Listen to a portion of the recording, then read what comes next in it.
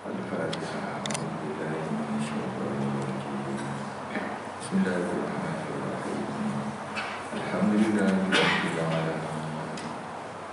Ar-Rahmanir Rahim. Maliki yaumiddin.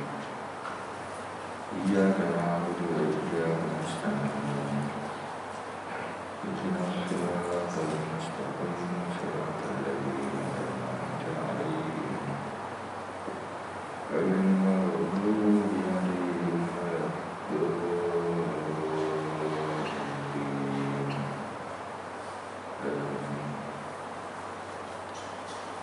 Bismillahirrahmanirrahim. Alhamdulillahirabbil alamin. Wassalatu wassalamu ala sayyidina Muhammadin asyrafil anbiya'i wal mursalin wa ala alihi wa sahbihi ajma'in. Subhanaka la ilma lana illa ma 'allamtana innaka antal alimul hakim. Rabbi shrah li sadri wa yassir li amri wahlul 'uqdatam min lisani yafqahu qawli. Rabbi yassir wa la tu'assir wa tammim bil khair. Alhamdulillah, syukur kepada Allah SWT atas berkah dan kurnia-Nya. Wan Imam, Wan Tuan Bilal, pengurusi dan ahli jatah kuasa surau Ar-Rawdah yang dikasihi dan rahmati oleh Allah, muslimin dan muslimat. Saya diminta untuk menjalankan pengajian tafsir Al-Quran. Jadi untuk kuliah pengajian ini saya memilih menggunakan kitab tafsir Al-Azhar. Tafsir Al-Azhar dikarang oleh Profesor Dr. Hamka, seorang ulama di Indonesia yang berasal dari Padang, Sumatera. Hamka nama penuhnya adalah Haji Abdul Karim Abdul Malik Amrullah. Haji Abdul Malik Abdul Karim Amrullah, disingkatkan menjadi Hamka. Tafsir ini memang ditulis dalam bahasa Melayu atau bahasa Indonesia, bukan diterjemahkan dari bahasa Arab, dan ini antara tafsir bahasa Melayu yang lengkap, 30 juzuk. Kalau tuan-tuan yang ada naskahnya bolehlah kita baca bersama, ataupun kalau yang nak beli, saya rasa kalau 30 juzuk cetakan yang saya pegang ini, saya beli dulu harganya RM250 je. Sekarang mungkin dalam 300, tapi yang cetakan Pustaka Nasional besar sikit itu dalam RM600, mahal sikit. Baik. Ala kulli hal, Al-Quran adalah sebaik-baik kitab untuk kita pelajari, untuk kita baca. Dan Rasulullah SAW menyebut dalam hadis baginda, khairukum man ta'allama al-Quran wa 'allamah. Sebaik-baik kamu adalah orang yang mempelajari Al-Quran dan mengajarkannya. Itu di antara kelebihan mempelajari Al-Quran. Sebagai risalah daripada Allah SWT yang ditujukan kepada seluruh manusia, maka inilah risalah, mesej atau surat yang paling penting untuk kita fahami. Bukan sekadar kita membacanya, tapi kita cuba memahami kandungannya. Mudah-mudahan kita terbimbing hari demi hari, kerana orang yang melazimi membaca Al-Quran, menghayati makna-maknanya, dia akan lebih banyak mendapat bimbingan daripada Allah Subhanahu wa Ta'ala. Saya kira malam ini kita mula terus dengan tafsir surah yang pertama, iaitu surah Al-Fatihah. Namun sebelum itu kita lihat beberapa pengenalan kepada Al-Quranul Karim. Al-Quran yang dimulakan dengan suratul Fatihah terdiri daripada 114 surah. 114 surah itu disusun oleh Allah SWT sendiri. Surah yang pertama suratul Fatihah 7 ayat. Surah yang kedua suratul Baqarah 286 ayat, paling panjang. Lepas itu surah Ali Imran, suratul Nisa, sampailah yang belakang sekali adalah surah-surah yang pendek yang biasa kita kenali sebagai surah-surah lazim. Diakhiri dengan suratul Nas, Qul a'udzu birabbin nas, 114 surah dan mengandungi 6.236 ayat. Jadi 114 surah dan susunannya itu adalah daripada Allah SWT. Begitu juga susunan ayat-ayatnya. Pembahagian kepada 30 juzuk, yang itu adalah pembahagian oleh para ulama untuk memudahkan proses penghafalan, membaca ataupun bertadarus dalam bulan Ramadan. Dan mushaf-mushaf yang ada pada hari ini kebanyakannya, terutama mushaf Madinah, setiap juzuk itu dibahagi pula kepada 20 muka surat, sesuai dengan tarawih 20 rakaat dan juga 30 hari bulan Ramadan. Baik. Kita mulakan surah yang pertama dalam Al-Quran, surah Al-Fatihah. Boleh kita baca bersama-sama. Saya baca dan tuan-tuan ikut. A'udzu billahi minasyaitonir rajim.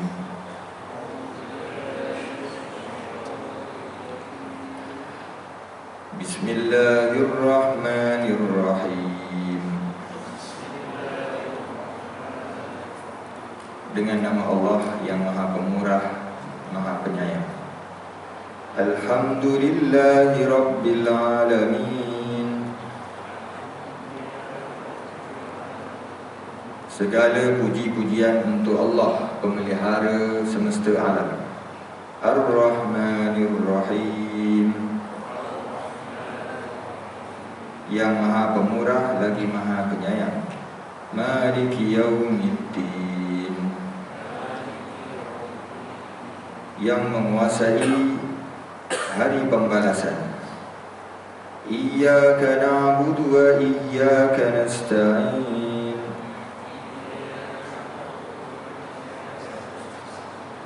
hanya Engkaulah yang kami sembah dan hanya kepada Engkaulah sahaja kami memohon pertolongan. Ihdinas siratal mustaqim, tunjukilah kami jalan yang lurus. Siratal ladzina an'amta 'alaihim ghairil maghdubi 'alaihim waladdallin.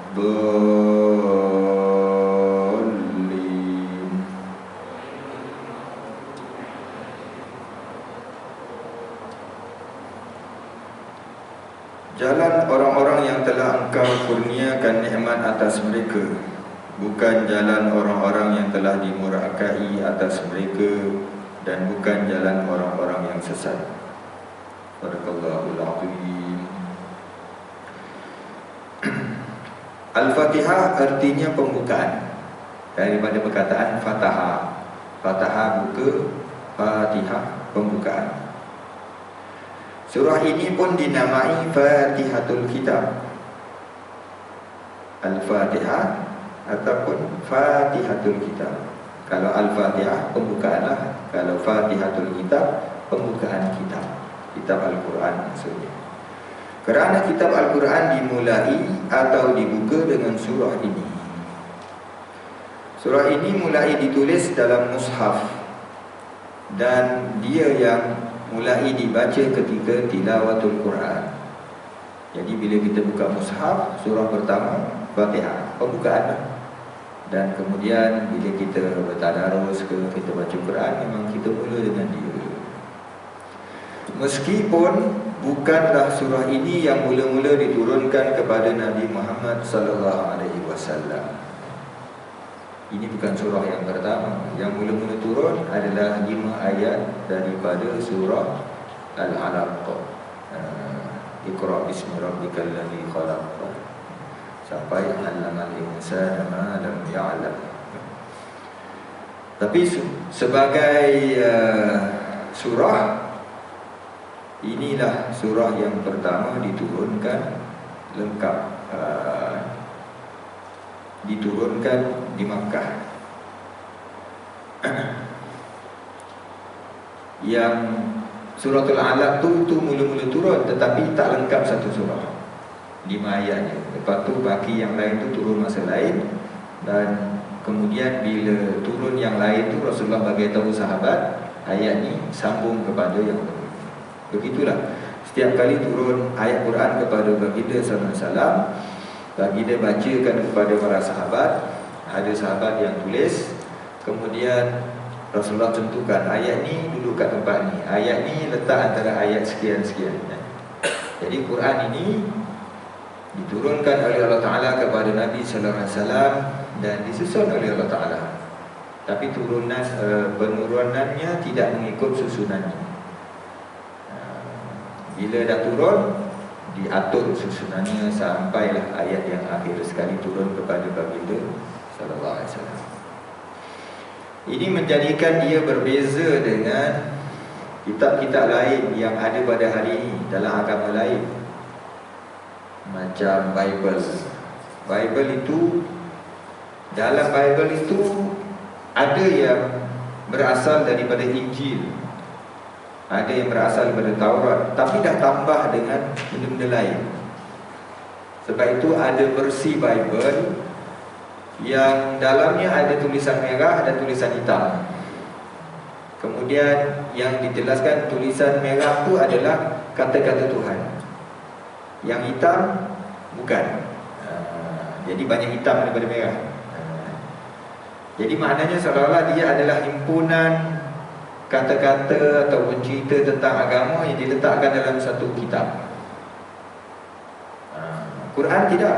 Quran ni Allah Ta'ala turunkan, malaikat Jibril bacakan kepada Nabi SAW, dan susunannya pun begitulah sebagaimana dibaca oleh Rasulullah SAW dan para sahabat. Begitulah kita membacanya pada hari ini, tidak berubah. Kalau Bible tu yang asal dah bahasa lain, yang kita baca pada hari ini bahasa lain pula, kan? Yang asal dah tak jumpa, yang purely tulis asal tu dah tak jumpa. Baik. Nama surah Al-Fatihah ini memang telah masyhur sejak permulaan kenabian. Adapun tempat ia diturunkan, pendapat yang kuat adalah surah ini diturunkan di Makkah. Maknanya turun sebelum hijrah Rasulullah SAW ke Madinah.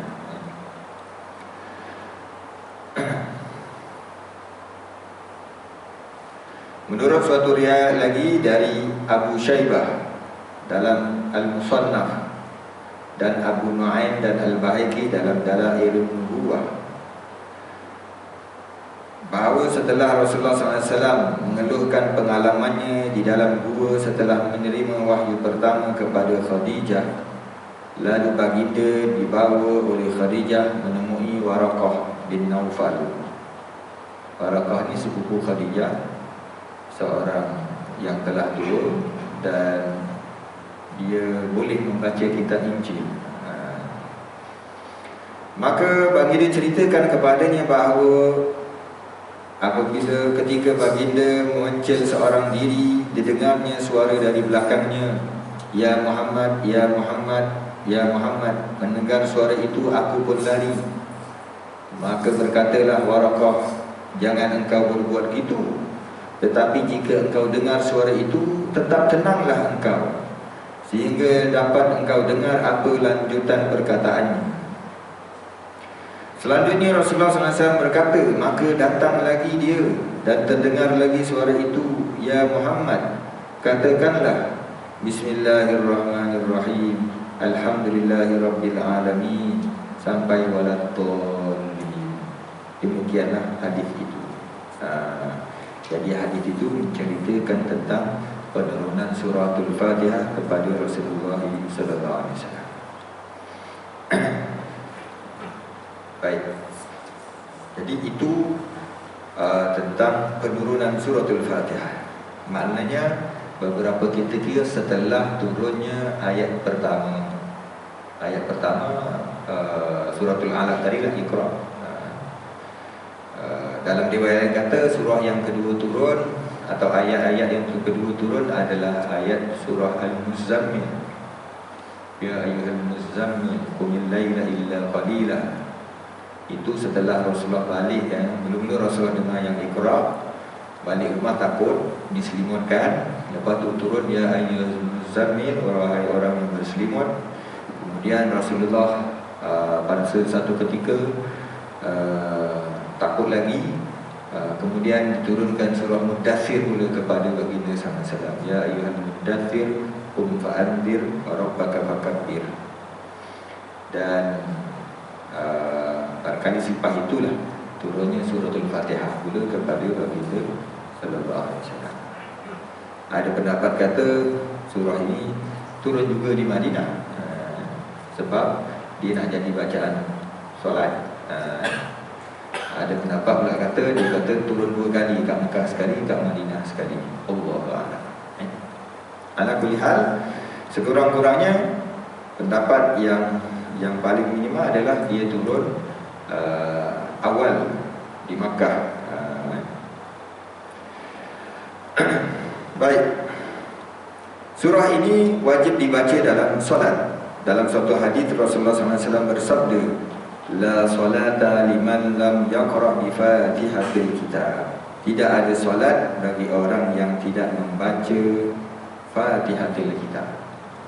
Jadi salah satu nama Fatihah tadi adalah Fatihatul Kitab.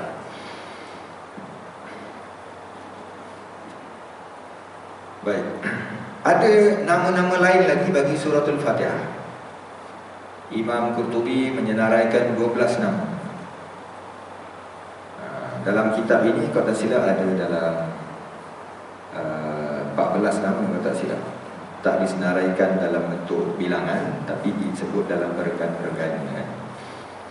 Di antara nama suratul Fatihah yang lain selain daripada Al-Fatihah ataupun Fatihatul Kitab, 2 dah. Yang ketiga namanya adalah Ummul Quran. Ummul Quran disebut dalam hadis lain, Rasulullah SAW bersabda, hiya Ummul Quran wa hiya Fatihatul Kitab wa hiya sab'ul mathani. Ummul Quran maknanya ibu Al-Quran. Maknanya segala kandungan Quran daripada surah Al-Baqarah sampai surah An-Nas, ringkasannya ada dalam suratul Fatihah. Tema-tema utamanya ada dalam surah Fatihah.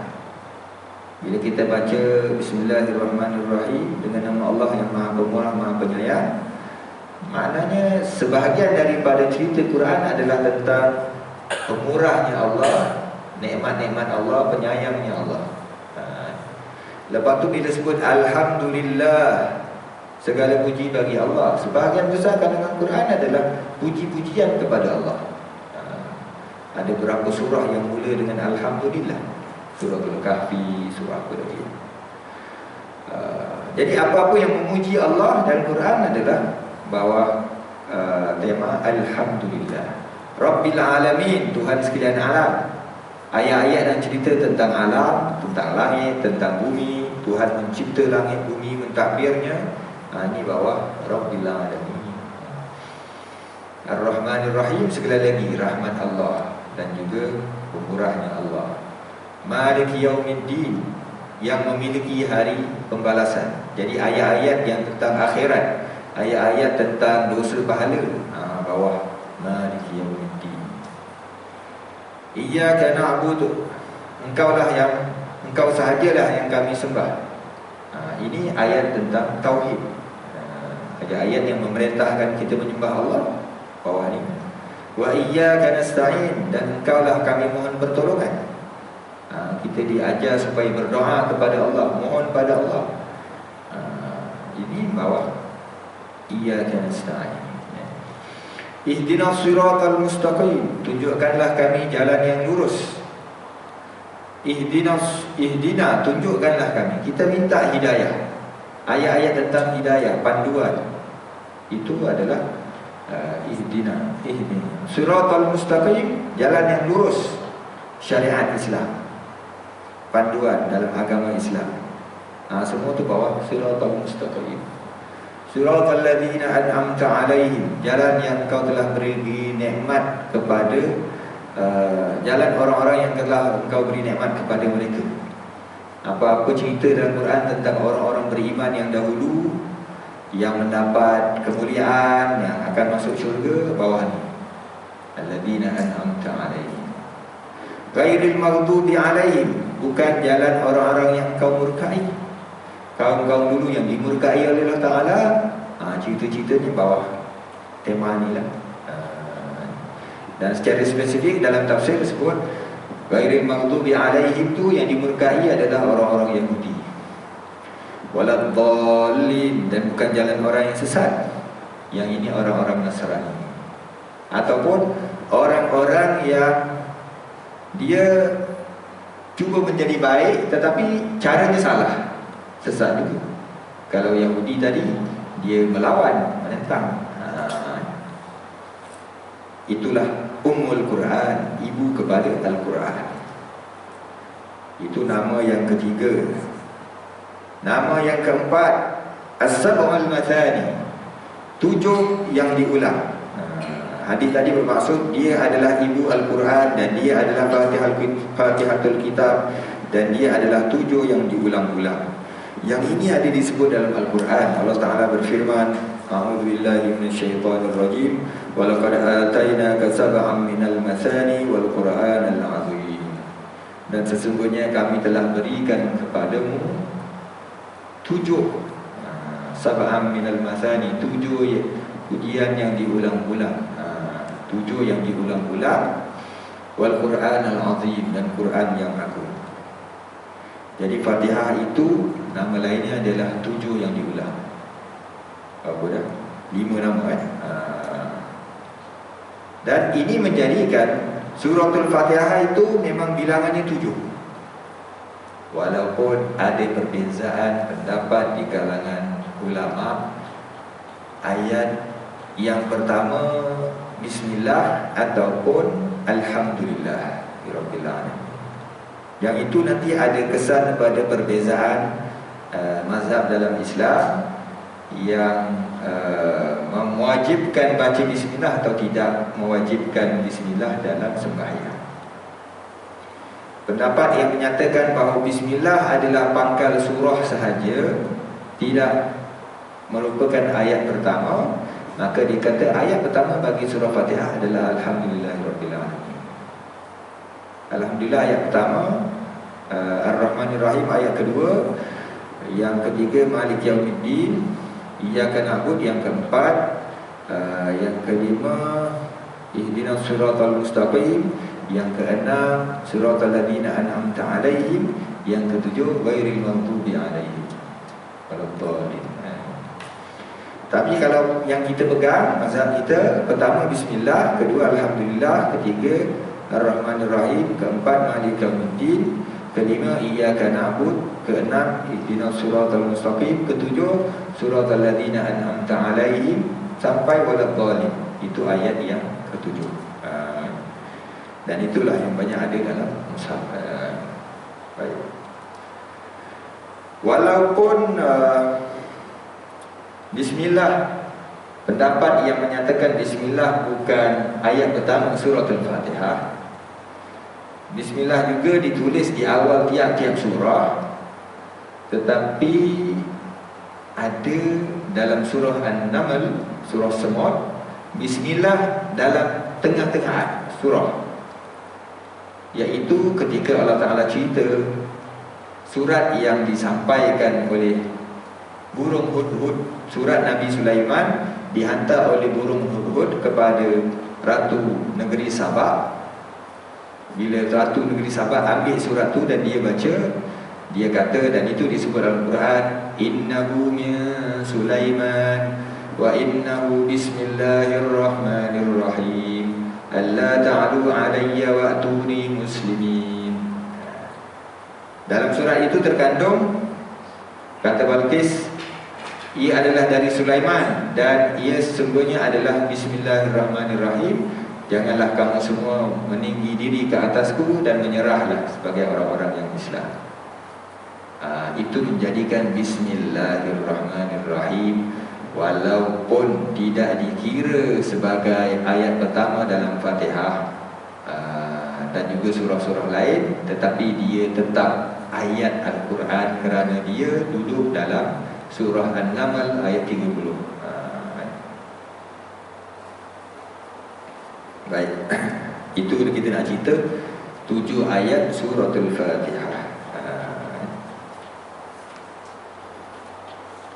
Nama lain bagi suratul Fatihah, banyak lagi ya.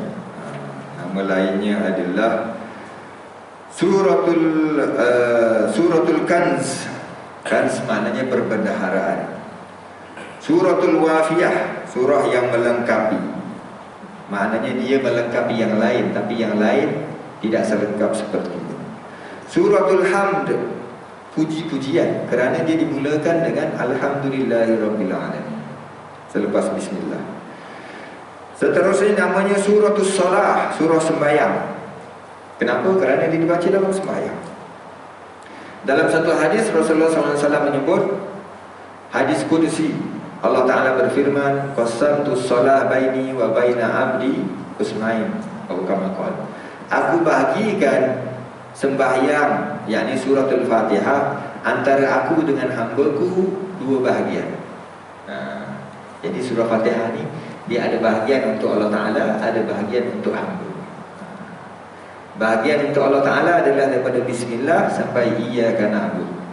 Bahagian untuk hamba adalah daripada iyyaka nasta'in sampai waladdallin. Dalam hadis yang lain dijelaskan, bila kita baca Fatihah dalam sembahyang, Allah Ta'ala jawab bacaan kita. Bila hamba membaca bismillah alhamdulillahirabbil alamin, Allah jawab hamidani abdi, Tuhan hamba-Ku memujiku. Bila kita baca ar-rahmanir-rahim, Allah Ta'ala jawab asna alayya abdi, hamba-Ku memujiku. Tapi perkataannya beza sikit. Yang tadi hamidah, yang ini asna alayya. Kemudian bila kita membaca maliki yaumiddin, Allah Ta'ala jawab majjadani abdi, hamba-Ku memujiku, dengan perkataan majjada. Daripada perkataan majjada ni datangnya perkataan majid, Quran majid, nama Allah Al-Majid.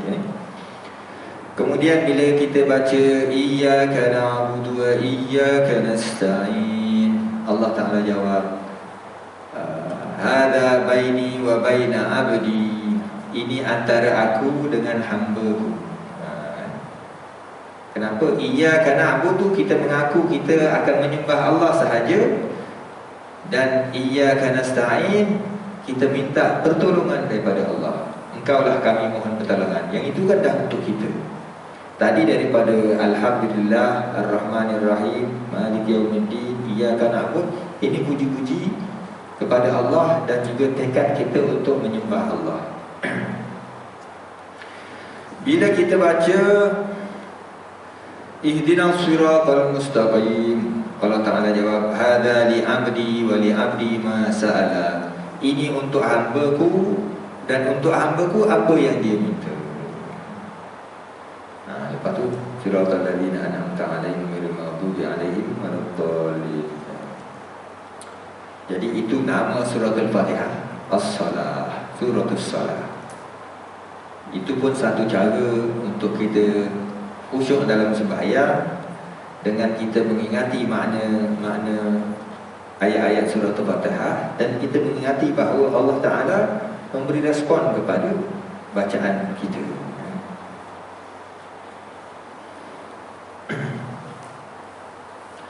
Lain itu namanya adalah Al-Waqiyah, pemelihara. Surah Al-Fatihah ini memelihara kita, memelihara dari kesesatan. Ada yang tidak disebut dalam kitab ini, disebut dalam kitab lain. Surah Al-Fatihah ini dia namakan juga Surah Al-Ruqyah, surah jambi. Dia jadi jambi, bahkan jambi yang utama untuk kalau kita nak perlu menjambi, ya, sebagai rawatan kepada penyakit, sama ada penyakit zahir ataupun penyakit jiwa rohani, gangguan dan sebagainya. Itu adalah berdasarkan kepada satu hadis yang diriwayatkan daripada Abu Sa'id Al-Khudri. Abu Sa'id Al-Khudri dengan kawan-kawannya bermusafir keluar dari Madinah. Kemudian dalam perjalanan balik, mereka singgah di satu kampung. Sampai dekat kampung tu, mereka minta orang kampung belanja makan. Ini style orang Arab ataupun orang Timur Tengah dululah. Bila mereka singgah di mana-mana tempat, boleh buat permintaan orang situ belanja makan. Kita tak ada dah. Ikan bawa tak belanja, tak ada. Kedai makan adalah tak minta ada orang belanja, nak bayar dah ada orang bayar. Alhamdulillah. Tapi ini budaya tu. Budaya ni kita tengok dalam Suratul Kahfi ada. Ketika Nabi Musa bersama Nabi Khadir singgah di satu tempat, minta dibelanja makan. Orang situ tak nak belanja. Lepas tu ada satu tembok sengit, Nabi Khidir betulkan, repair. Lalu Nabi Musa kata, kita boleh minta upah ni. Masa itulah titik perpisahan antara Nabi Khidir dengan Nabi Musa AS.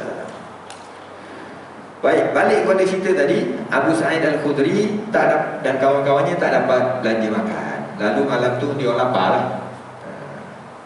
Ini mungkin zaman dulu tak adalah R&R, kedai makan malam dah tutup dah. Zaman kita je orang buka kedai makan untuk baca.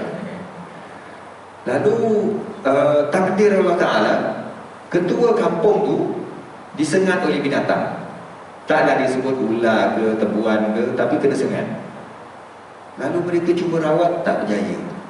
Jadi akhirnya mereka pun terpaksalah jumpa orang musafir ni, tanya geng ni, ada tak di kalangan kamu yang boleh rawat orang sakit kena sengat ni? Lalu Abu Sa'id Al-Khudri pun memberanikan diri dan dia kata boleh. Dan dia pergi tengok ketua kampung ni, dia ambil air, dia baca Fatihah dan dia rawat orang tu, bagi minum, sapu saya tak ingat ada ke tak, tapi dibacakan suratul Fatihah. Dan takdirnya takdir Allah Ta'ala kabulkan, sembuhlah ketua kampung tu. Daripada asalnya tak nak belanja makan, mereka seronok ketua kampung dah sembuh, dapat belanja makan. Kenyanglah, Alhamdulillah. Lepas tu ada tambahan makanan lagi. Bukan makanan lah, dibagi kambing, bawa balik. Bila bawa balik, mereka pun seronoklah. Sampai kat Madinah, bawa dia untuk fikir, kita jampi orang, kata dapat upah. Upah ni boleh makan ke tak? Boleh tak ambil upah kerana menjampi? Lalu mereka pun jumpa Rasulullah SAW. Ceritalah pengalaman mereka malam tadi macam mana. Bila diceritakan, Rasulullah SAW tanya dulu kepada Abu Sa'id Al-Khudri, wa ma adraka annaha ruqyah, macam mana kamu tahu Fatihah ni boleh buat jampi? Jadi kata Rasulullah, macam mana kalau kamu tahu Fatihah ni jampi? Itu menjadi sebab Fatihah itu dan namanya adalah surah jampi, Ar-Ruqyah. Maka kata Abu Sa'id Al-Khudri, lapar. Macam mana tahu Fatihah boleh buat jampi? Lapar. Bila dah terdesak, cuba ikhtiar. Jadi cuba-cubalah guna surah Fatihah. Dan itu menjadi dalil bahawa dalam rawatan Islam ni salah satu kaedahnya, selain daripada doa-doa yang Rasulullah SAW ajar. Kaedah lain ini juga adalah cuba ijtihad, guna mana-mana ayat pokok menjadi. Jadi itulah kenapa surah Fatihah dipanggil suratul Ruqyah. Kemudian kambing tadi macam mana? Rasulullah SAW kata kambing tu bagilah aku seekor. Bila Rasulullah kata bagi-bagi dia seekor, maknanya halal lah. Upah jampi boleh ambil. Dan Rasulullah ambil satu, sahabat pun boleh. Jadi itu cerita suratul Fatihah. Mana kita pun kalau dalam kes terdesak ke apa kan, orang minta tolong, ada masalah, orang kena rasuk ke apa kan, kalau dah tak ada orang sangat, kita boleh try surah Fatihah. Sebab surah Fatihah itu adalah surah yang paling kerap kita baca. Sebab dalam kaedah rawatan ni, doa-doa yang dijadikan jampi rawatan itu dia kena baca selalu, ulang. Bila biasa baca, dia akan insya-Allah lebih mujarab. Dan surah Fatihah adalah surah yang paling kerap kita baca. Sehari paling kurang 17 kali, 17 rakaat. Baik.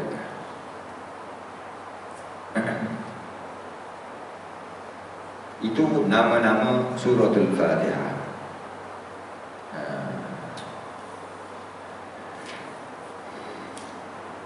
Habislah nama-nama suratul Fatihah itu. Seterusnya bolehlah kita masuk kepada ayat yang pertama daripada surah ini, iaitu Bismillahirrahmanirrahim. Dengan nama Allah yang Maha Pemurah lagi Maha Penyayang.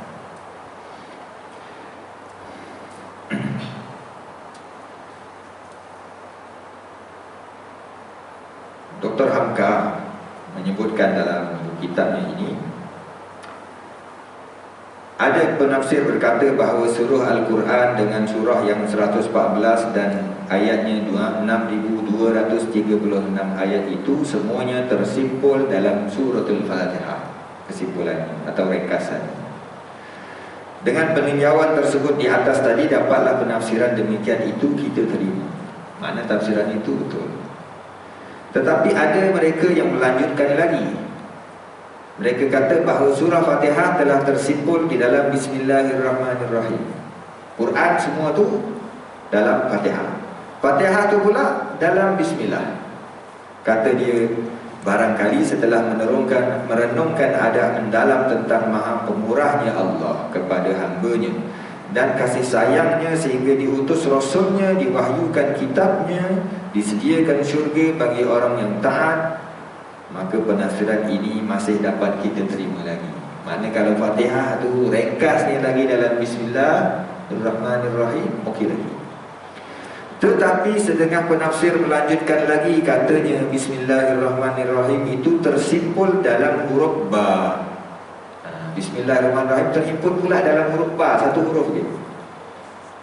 Dan selanjutnya lagi mereka kata huruf ba pula tersimpul dalam titik huruf ba, satu titik je. Ini macam mana? Sampai di huruf ba dan titiknya itu, penafsir ini tidak mau mengikuti lagi. Sebab itu bukan lagi penafsiran yang berdasar ilmu, tetapi sudah satu khayal. Jadi penafsiran yang sampai huruf ba dan titik itu tidak dapat diterima. Kenapa? Antara sebabnya adalah kerana satu, ba kalau berdiri seorang-seorang dia tak ada makna. Ada setengah huruf dalam bahasa Arab, kalau di satu huruf dia ada makna. Macam huruf qaf, qi, ada makna. Maknanya adalah jaga ataupun waspada, qi, pelihara. Dari perkataan waqa, fi'il amalnya qi. Tapi kalau ba tak ada makna.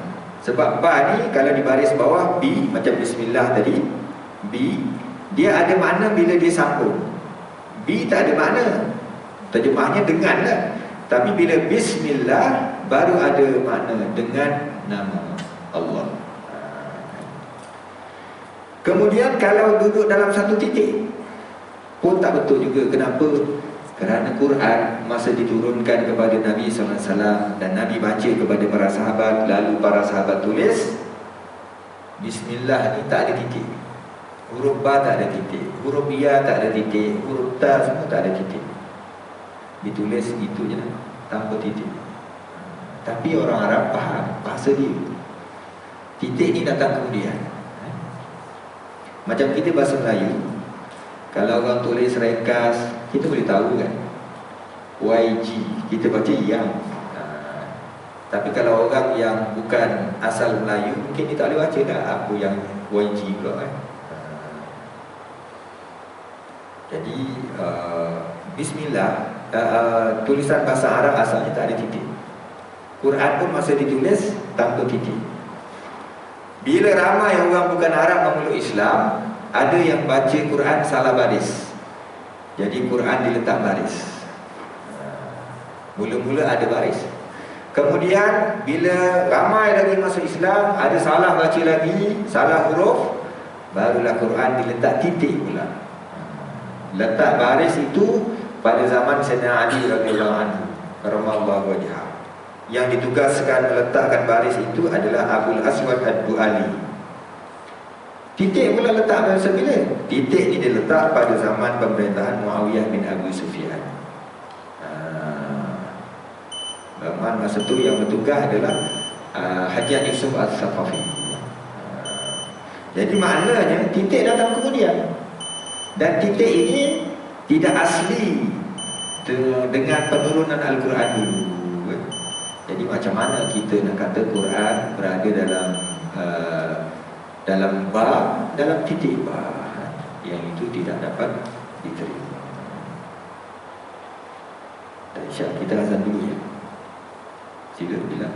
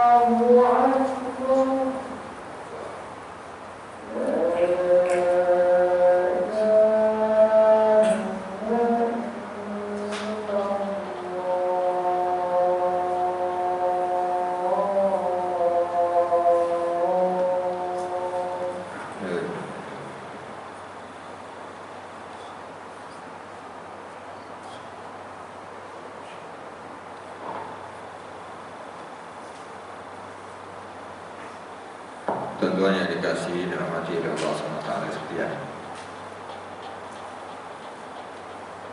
Jadi ayat yang pertama daripada surah Al-Fatihah, Bismillahirrahmanirrahim. Kita sebutkan tadi titik-titik ayat Al-Quran itu mula ditulis pada zaman kerajaan Bani Umayyah atas sebuah fikiran daripada Gubernur negeri Iraq, iaitu Al-Hajjaj bin Yusuf Al-Thaqafi. Kalau tuan-tuan biasa dengar nama Hajjaj Yusuf Al-Thaqafi ini, dia seorang panglima tentera yang boleh tahan jugalah dia punya cerita-cerita pasal kekejaman dia tu. Tapi dia alim Quran. Dia adalah pada zaman Khalifah Abdul Malik bin Marwan, bukan Khalifah Muaimah bin Abi Sufyan. Itu ada silap. Baik. Lanjutnya insya-Allah kita sambung dalam kuliah akan datang tentang tafsiran Bismillahirrahmanirrahim sebagai ayat yang pertama. Cuma saya nak bacakan satu hadis yang diriwayatkan oleh Imam Muslim dari Abu Hurairah radhiyallahu anhu. Sabda Rasulullah SAW, "Unzilas alayya anifan suratun faqara'a." Telah diturunkan kepadaku tadi satu surah, lalu baginda membaca, Bismillahirrahmanirrahim, "Inna a'tainakal kautsar fasholli li rabbika wanhar, inna syani'aka huwal abtar." Ini adalah surah Al-Kautsar. Apa maksudnya? Maksudnya Rasulullah memberitahu bahawa tadi baginda diturunkan surah, lalu baginda baca surah itu. Surah itu adalah surah Kautsar, tapi baginda baca siap dengan bismillah sekali. Berdasarkan pada hadis inilah ulama menyebut bahawa bismillah itu adalah sebahagian daripada Al-Quran. Yang di awal surah itu adalah bahagian Al-Quran. Itu pendapat yang meletakkan bismillah sebagai ayat yang pertama. Sebab dalam mushaf kita tengok setiap surah tu dimulakan dengan bismillah. Jadi ada ulama kata bismillah tu ayat pertama dalam Fatihah je. Dalam surah-surah lain dia adalah pemisah ataupun nak bagi tahu surah baru. Sebab mushaf dulu ditulis tanpa ada corak-corak hiasan semua. Dia hanya teks sahaja. Jadi bila ada bismillah, dimula surah baru. Kecuali surah Taubah. Surah Taubah tidak ditulis bismillah di awalnya. Sejak mushaf dulu pun. Sebab itu dalam mushaf kita sekarang pun, masuk surah Taubah tak ada bismillah.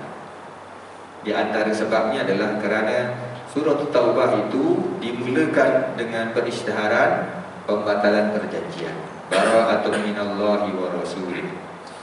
Perlepasan daripada Allah dan Rasulnya kepada orang-orang musyrik. Batalnya perjanjian dengan orang musyrik di Makkah. Jadi bila batal perjanjian ini tak ada rahmat lah. Jadi tak dimulakan dengan bismillah. Jadi bila kita baca surah Taubah, kita tidak perlu membaca bismillah. Kita hanya baca a'udzubillahi minasyaitonirrajim, bara'atun minallahi wa rasulih. Adakah seluruh surah Taubah? Sebahagian ulama kata seluruh surah Taubah tak payah baca bismillah. Sebahagian ulama pula kata kalau awal surah je tak perlu baca bismillah, ayat lain itu tak jadi masalah. Tetapi sebenarnya yang disunnahkan membaca bismillah itu adalah awal surah. Bila kita baca ayat-ayat tengah, sebenarnya yang disunahkan baca adalah a'udzubillahi minasyaitonirrajim. Antara bismillah dengan a'udzubillah, yang lebih kuat untuk dibaca adalah a'udzubillah. Kalau dalam sembahyang tak payah baca kuatlah. Kalau luar sembahyang baca Al-Quran tak kisah. Sebab apa? Sebab Allah Ta'ala berfirman dalam Al-Quran, wa idza qara'tal Qur'an fasta'id billah. Apabila kamu baca Quran, maka mohonlah perlindungan daripada Allah, daripada syaitan yang jahat. Maknanya kita memang disuruh baca a'udzubillah sebelum membaca ayat Al-Quran. Kalau kebetulan kita baca itu adalah awal surah, lepas a'udzubillah barulah kita baca bismillah, baru baca awal surah itu, kecuali surah Taubah tadi. Tapi kalau kita baca ayat-ayat tengah, cukuplah baca a'udzubillah. Tapi kalau nak baca a'udzubillah dan bismillah pun okey juga. Tapi kalau nak baca salah satu je, a'udzubillah atau bismillah, yang utama adalah baca a'udzubillah, kerana yang itu yang diperintah. Yang bismillah ni untuk awal surah. Itulah tuan-tuan yang sempat kita kongsikan pada malam ini. InsyaAllah yang lain kita akan lanjutkan dalam kuliah akan datang. Ada apa-apa pertanyaan? Ada tambahan? Kalau tak ada, sekadar itulah untuk malam ini. Apa yang baik pada Allah SWT, yang kurang datang dari kelemahan diri saya sendiri. Aku qauli hadza wa astaghfirullahaladzim li wa lakum. Kita dahulukan dengan tasbih istighfarah dan surah Al-A'raf. Subhanallah wa bihamdihi, subhanallah wa bihamdika, asyhadu an la ilaha illa anta, astaghfiruka wa atubu ilaik. Bismillahirrahmanirrahim. Wal 'asri innal insana lafi khusr illa alladziina aamanu wa 'amilus shalihati wa tawaasaw bil haqqi wa tawaasaw bis sabr. Allahumma shalli 'ala sayyidina Muhammad wa 'ala ali Muhammad. Allahumma aftah 'alaina futuhal 'arifin bi hikmatika wa anshur 'alaina min khaza'in rahmatika ya dzal jalali wal ikram. Rabbana atina fid dunya hasanah wa fil akhirati hasanah wa qina adzaban nar. Wa sallallahu 'ala sayyidina Muhammad wa 'ala alihi wa sahbihi wasallam. Alhamdulillahirabbil alamin. Assalamualaikum warahmatullahi wabarakatuh.